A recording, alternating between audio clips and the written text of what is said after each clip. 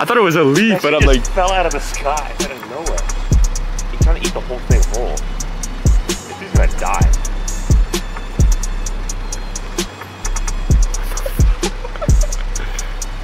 He's too full right now, he can't fly. He's too heavy. Now he's gone. You know what these do? Ted, you know what these do? They make it so you can jack off more efficiently. They're great for that. I don't know if that's making the cut.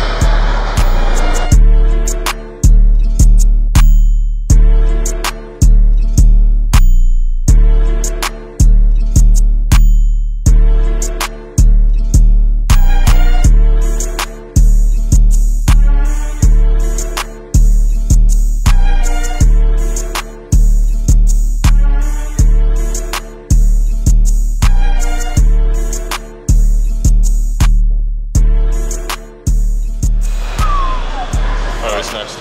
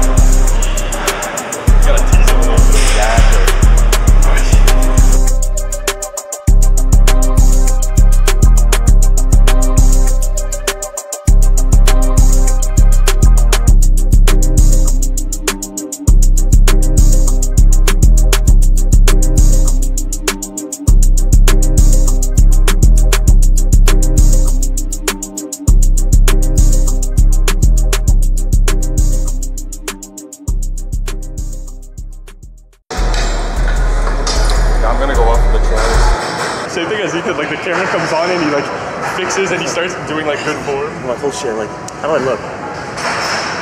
My mom's watching. Like, I don't even hit forms, but like, they're definitely looking better. Like that bump, I didn't have that shit before.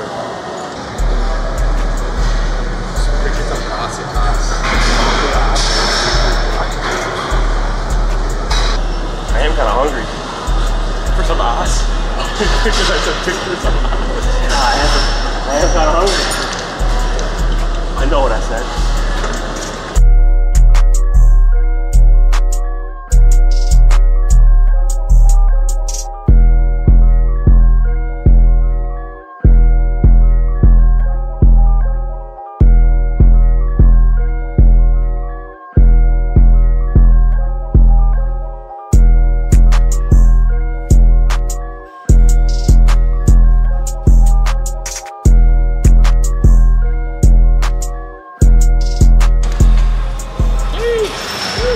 Just hitting a day straight arms makes me want to put that in my program. Yeah, yeah. You feel the difference, you know? It's like the arm pump is crazy. I feel denser right now. Yeah. Even like I said, my forearms did not look like that thick. I didn't have any meat under there. Because I've been hitting arms together for a while. So doing either reverse curls into straight or tricep cable into that. Yeah. Or doing like just with rope, like we just did, hammer into rope or curl into tricep push down. Even just those curls at the front with the skull crushers, holy fuck. Like you can't hit that same intensity when you're working out, like when you're doing back or chest right before. You can't. Like I would not be able to hit like 80 or 100 pound curl after a pull day. It'd be like my forearms would be giving out. 70, your hands fucking hurt, you're already tired, you're mentally checked out. Like this I'd preach to everyone that I train or just friends is cables for arms. Yeah. Especially if you have a problem like feeling it. If I see you swinging your curls or it's like, oh, I'm not seeing growth, then slow it down or not even slow it down. Cables are gonna force you to slow it down because you can't jerk heavy dumbbell or when you're using cables. Plus too, like I find you really gotta, especially with curls, like the negative, slowing down that negative, holy fuck, that stretch is crazy. Especially when you're like, cause like with heavy you're so much stronger too. Like even when we were helping each other up, and then we were slowly bringing it back down. That's a lot of growth right there.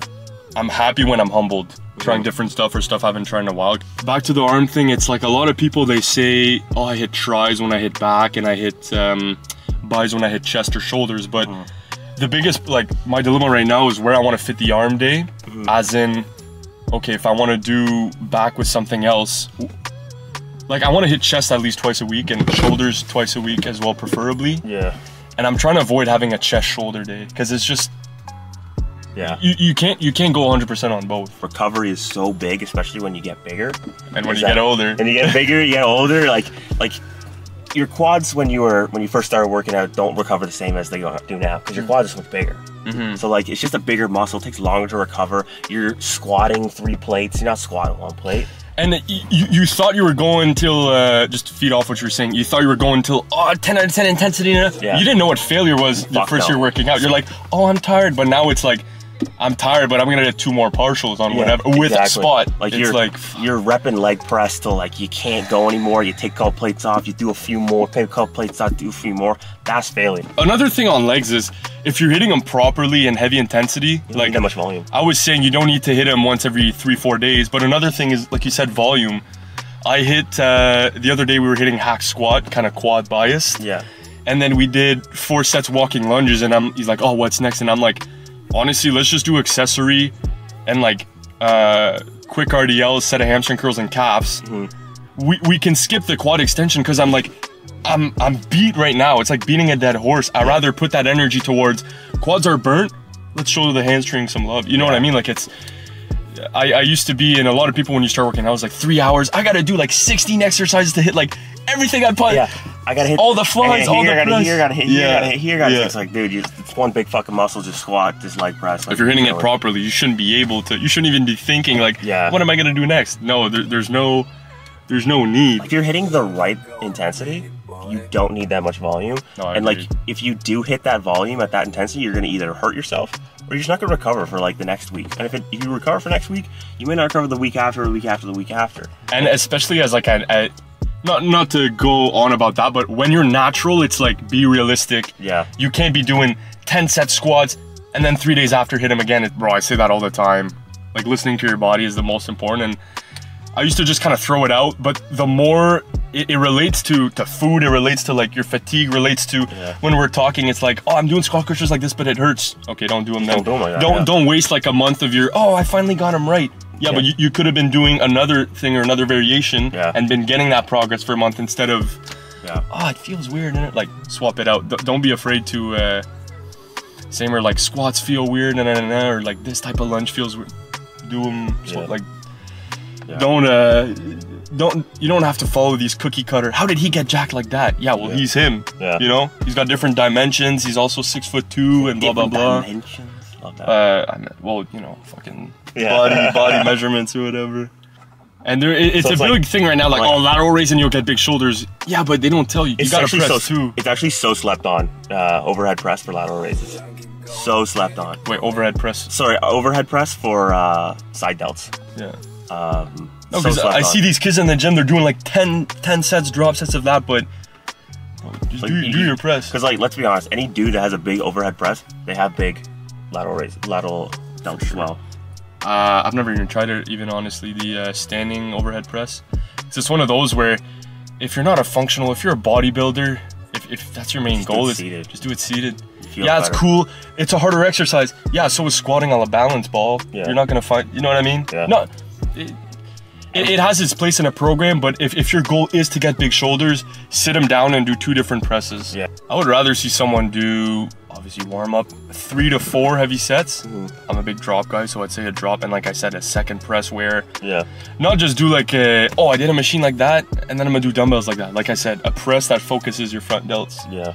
Like don't go like the machines that do that, or the Arnold press with like, if you were pressing 70s, go with like 30s. Yeah. And slow it down. Like, it's not about the weight on the second press. Yeah. Same as chest. That's how I kind of work on the chest, where I'll do like heavy bench press, and then I'll do sometimes dumbbells, sometimes just an incline machine. And just really focus on the fucking... but that's when, if you're hitting, not to cut you off, but when you're hitting chest, shoulders the same day, especially if it's upper chest and shoulders, you're gonna be like, fuck, I'm already, whichever one I'm doing second is like, oh yeah. But what feels great is those Smith machine incline right to the clavicle. You get that slow it down, bring it, get that full stretch right on your upper chest. Holy fuck, you feel that shit so upper titty. great. We've been, that's been our main, when we hit chest back or chest arms, and it's an upper chest focus day, that's been our go-to recently is the Smith. Especially with a spot, and on the Smith, it's like, when you walk out of there, it's like, you can't even fucking give a high five. Yeah, it's like, it's a low 5 day. Yeah. It's a low 5. Dip machine as well for chest, like, chest is so easy to do, but it's hard to master and find like because there's like all these flies. It's one of the movements where there's the most fucking, apart from legs, because legs is like 14 different muscles, but the hardest thing, and I used to do barbell lunges, and I don't recommend at all for beginners, because you have to gauge, you're either gonna do one leg, or you're gonna do 10-10, or you do 5-5-5-5. It's, the last thing you want to do, especially when your legs, is have to think, okay, my feet, am I switching? Yeah. You know, that's why it sucks. I talked to my roommate about it a lot, how nutrition, man, I'm at this point where if I could eat a block that tastes like nothing and it would have everything I need in a day. Ooh, yeah, okay. You know what I mean? Like, oh, here's your block today. It has 200 grams protein, X amount of carbs, like fucking 60 grams of fat. Just like the 3,000 calories. Supplement. Yeah, you know what I mean? Yeah. A big white block that tastes like nothing, and I just thunk, eat it once, and it like dissolves periodically through the day. That'd be perfect. You have one in the morning, one at night. It's like those cubes you drop in your fish tank. Exactly. I wish. That's funny. And it's like you can order it depending on your. This is a fucking $1 billion idea. I was gonna say this is a $1 billion idea that would somehow get kiboshed by the government. You just gotta nail that. Your training, focus on progressively overloading, and you'll put muscle on, guaranteed. And honestly, there's no price on feeling good. Yeah. Like when I would eat a lot more, like just under 4K, like I think I'm the light and then doing boxing too, where like and abs and shit, it's like I'd rather be more active and eat a little less and just feel more like myself. Because when you're eating a lot too, it just fucking drains. When you're digesting, you're just sitting at your desk like, yo, I don't have mental brain to do like, especially when you eat a lot of carbs and shit. You eat a shit ton of carbs at once. Like if you're just eating all the time, you're just tired. You're lethargic. And it's a time thing too. If you're cooking or eating all the time, it's like, holy fuck, man. Yeah. Your body's always like, I find if you stick around 3,000 calories, at least for me, like I got a pretty high metabolism. I'm pretty sure you do too. Yeah. Well, stick around 3,000 calories, like I'll be okay. High protein. Yeah, exactly. Build some lean muscle. Like, it may not be the most like efficient, but like eating just like a shit ton of meat in one meal.